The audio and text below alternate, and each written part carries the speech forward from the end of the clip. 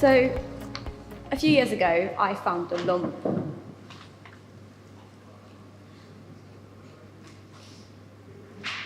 I found a lump, sorry. No one said anything to me about this lump. I didn't know anyone could see it. It grew bigger, and I ignored it. My friends would ask me to go out, and I'd say no, because I was embarrassed. And also the lump was on my legs, and I couldn't walk. A few months went by, and eventually I went to the doctor about it because I thought there was actually something wrong with my legs. She looked at my legs and she said they were fine, but then she noticed my lump.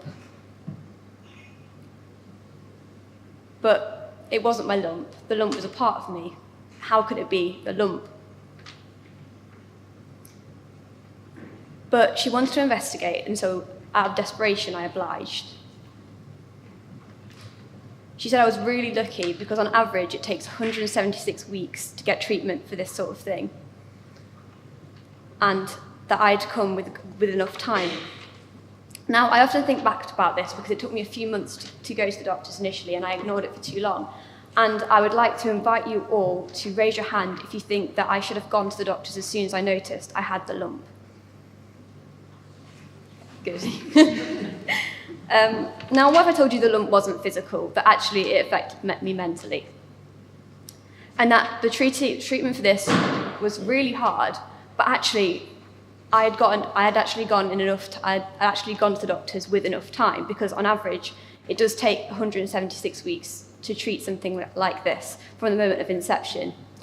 And also there's only a 16% chance of recovery. Now, none of you hesitated in telling me that I should have got help earlier, but as I just said, actually, I got help before it was too late. Now, in February 2017, I was sat in my 8-bed house in Leeds, where I was a student, when I got a phone call inviting me for an assessment in Seacroft, which is a few miles out of Leeds. I was really reluctant at first and hesitant, but I'd been to the doctor the day before about this particular issue. So I got in my car, my little blue Nissan Micra, and drove a few miles out of Leeds. And then I went into a big office, sat down, and a few hours later, I was told that I had a high risk of osteoporosis, that I was currently infertile, that I had a weakened immune system, that I had poor circulatory system from a possible failure with heart and blood vessels. I was 19 years old, and I'd been just diagnosed with anorexia nervosa. Now, I was very surprised at this diagnosis, and the reason being is because I didn't look emaciated. I was still functioning. I was a second-year student where I was studying at Leeds, and I hadn't missed a day off. I had a job as well, and I still went out with my friends. I didn't look like what I thought anorexics were supposed to look like, and I think this illustrates precisely the problem in treating eating disorders today. Now, eating disorders can develop in a number of ways and for a multitude of reasons. What does an eating disorder look like, I ask you? I didn't think it looked like me, and you probably don't think it looks like you, but actually it was exactly like me, and it could be exactly like you, and actually it could be like anyone you walk past on the street. I've met, in my course of recovery, I've met men and women, overweight and underweight people who have all been given an official diagnosis of an eating disorder. They are all consuming toxic relationships which need to be broken. Now, my personal story of how I developed my eating disorder comes from my obsession with perfectionism, which isn't a thing you just use to describe your obsession with tidying your bedroom or your very neat handwriting, but an addiction to trying to achieve the completely unachievable. The irony is that actually when I was younger, I really loved food and I was in no way concentrated on trying to achieve the unachievable. And my mum actually joked to me, I remember specifically when I was about 10 or 11 years old, she said, as she beguiled at the fact I just consumed mass amounts of Mr. Whippy on holiday, that at least she'd never have to worry about me being anorexic. I can't actually pinpoint the specific moment that I began to struggle, but it most likely started when I joined university in 2015 in September.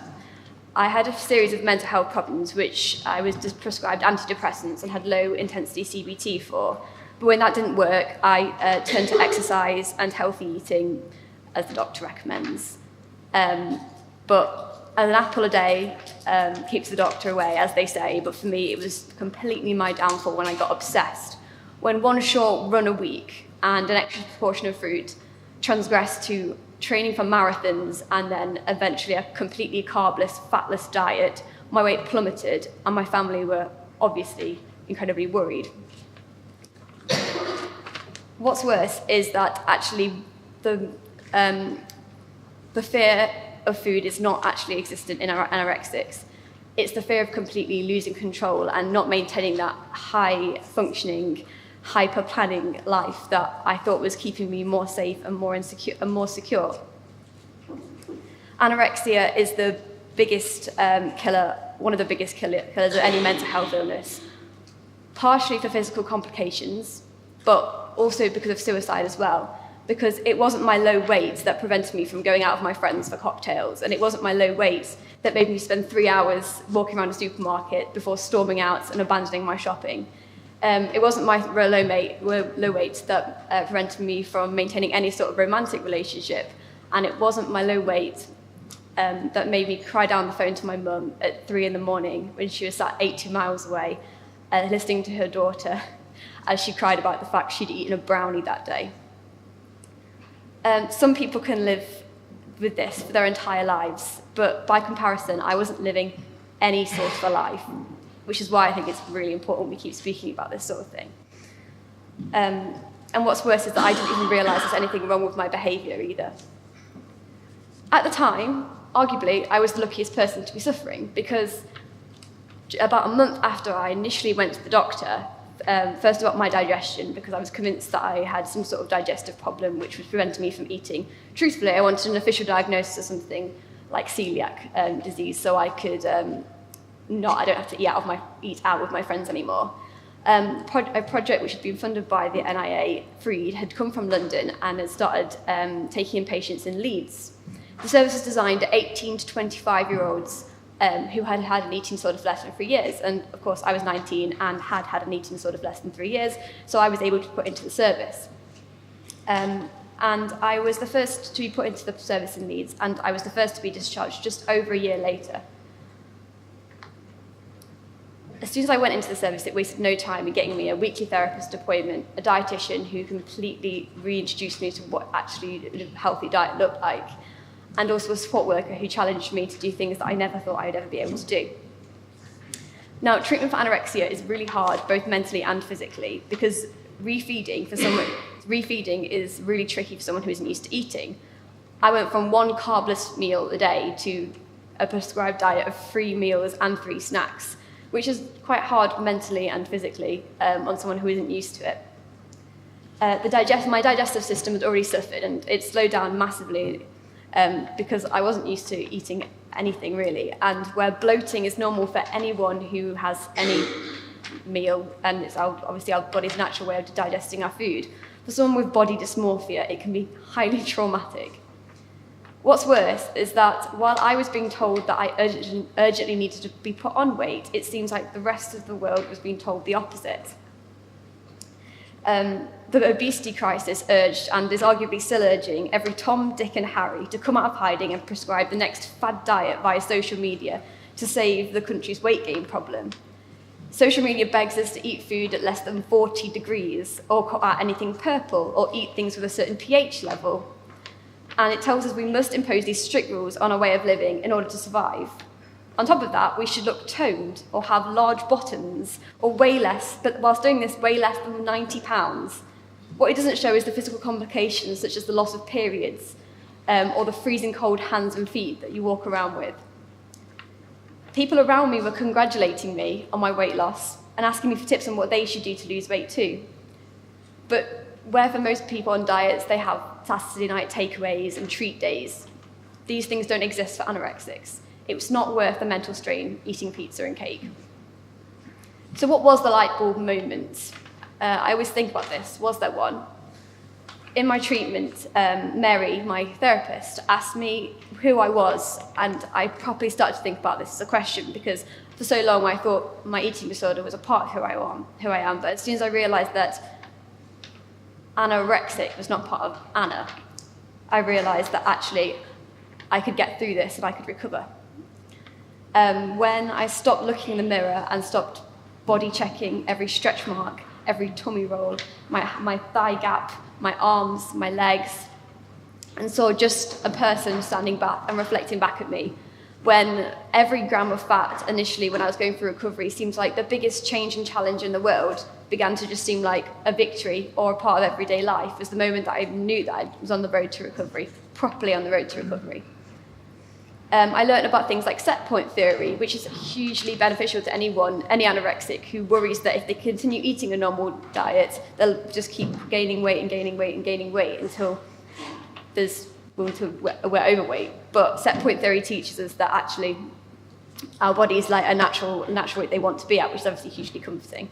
And also the theory of the three principles, the idea that mind, body, and mind, thought, and consciousness make up our realities. And in actual fact, I, and only I, had the ability to control not my thoughts, but actually how much attention I was paying towards them. Another thing that I was shown during my recovery was brain scans as well, because it's been shown that anorexics over time start to, this brain scan is basically showing that the brain starts to shrink in anorexic patients, which is hugely traumatic to anyone who is a high-achieving university student who wants to take in as much knowledge as possible, being shown that actually what I was doing to my brain was shrinking it. But it also shows that recovered patients have the ability to regrow those parts of the brain, especially those who have suffered for less time, and also young people as well, both of which I fell into the category of. I started to rethink myself, my anxieties, what it meant to be human, what it meant to survive, and what it meant to be me as well. And I like to think that I didn't just regrow the parts of my brain which had been consumed by my lack of nutrition, but also began to grow more intuitive, more informed parts that help me take into my life now. Every day with an eating disorder is a struggle that the outside world cannot see. It's not about food either, as I said before. It's about the ridiculous notion that controlling life is a better alternative to feeling unsafe, insecure, or unhappy. What would I say to myself 2 years ago? I was desperate and cut off from the world. And I know this for a fact, because yesterday, when I was rehearsing this speech, on my webcam with my camera, I found an incredibly cringy video, which I'm going to share with you on the screen. It is me. It's one of the things that my therapist, Mary, told me to do, which was to make a video to my old self. This is incredibly embarrassing, and if myself 2 years ago knew that I was that a video of me sat in my dressing gown in my house was going to be shown to you here, she'd be mortified. But I'm going to show it to you anyway because I don't really care at this point. Hi there, this is you calling yourself from age 20. It is currently Monday the 15th of May. Is to make a video to my older self, and I'm going to make a video to you, Anna, age 21, because there's some things that I feel right now, and I don't want you to feel them. As we know, right now isn't great. I don't know how I'll look in a year's time. I don't know if I'll be bigger or smaller. Right now, this problem that you're having is taking over your life a bit. And I really, really, really hope this is a problem this time next year. Really, genuinely. And I'm scared that one of the things I'm so scared of is that by age 21 or 22, 23, I will forget how this feels. And how this problem has made it so difficult. And I don't know what to do. In a year's time, I'm sure this problem will be resolved. I'm sure I'll have many more problems. That's just life, though, isn't it? I know that. But I want to remind you to take each second at a time. Not put so much pressure on yourself. Be a good friend. You're a good person. You will be the most beautiful person in the world. Because you will have all that knowledge, all that understanding, and that is what will make you beautiful. You don't need anybody to tell you that, apart from you and me. And you are. You will be. You might not be able to see it, but you are and you will be.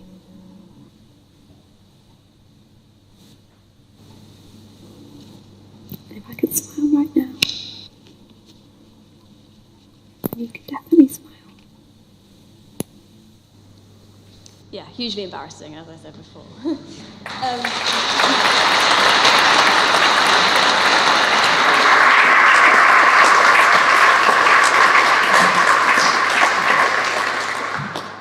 And let's be honest, I am smiling right now, 2 years later. So I'm nearly 22 now. And I'm stood here before you. I'm not underweight, and I am fully fertile, as far as I know. I am fully alert, fully awake, excited, but also totally not in control of what happens next. I am not in control of how my life will look, and I have never felt safer, more secure, or happier today. I still get niggles and thoughts that panic me, and I still feel insecure and entertain the thought of restricting when things get really tough. But today I'm able to look at these thoughts, notice them and laugh at them, because life is far too short to count your blueberries out every morning or cry at trifle. So look at myself 2 years ago. I don't think I was happy, secure or safe, and I think the fact that I was begging myself to get better makes me feel more empowered to carry on. 2 days ago I went round to my friend's house. I don't own scales anymore. Don't really see the need to. I only get weighed when I go to the doctors. And I hadn't weighed myself since before Christmas, and there were some scales in the corner of the room, and I thought, shall I? Immediately having these thoughts, well, what will I feel if I've gained weight? What will I feel if I lose weight? But I thought, I'll do it anyway. I stood on the scales and looked down and saw that my weight was the heaviest it's been in 2.5 years. And at first there was these niggling, panicky thoughts which always used to come up. And I started to cry, but not because I was upset and believing these thoughts, but because I'm doing it, I'm still doing it, without even trying. I'm now nearly a year into recovery, into being discharged from Freed. And without even trying, I am doing everything they taught me to do intuitively, walking through life and enjoying it. To say that I was saved from my eating disorder by Freed is a given, obviously, but it literally freed me from something that could have controlled my life forever, and in some tragic cases does control people's lives.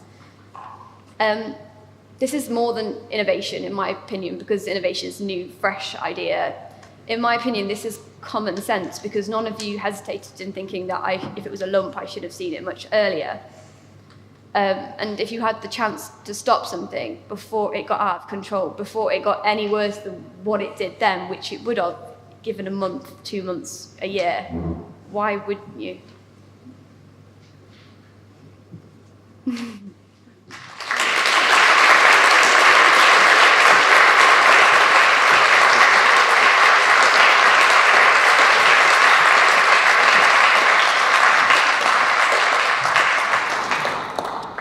Thank you so much for sharing your story, Anna, and your courage in doing so. And we're all of us absolutely delighted at the path that you've taken and your well on the men. Thank you so much.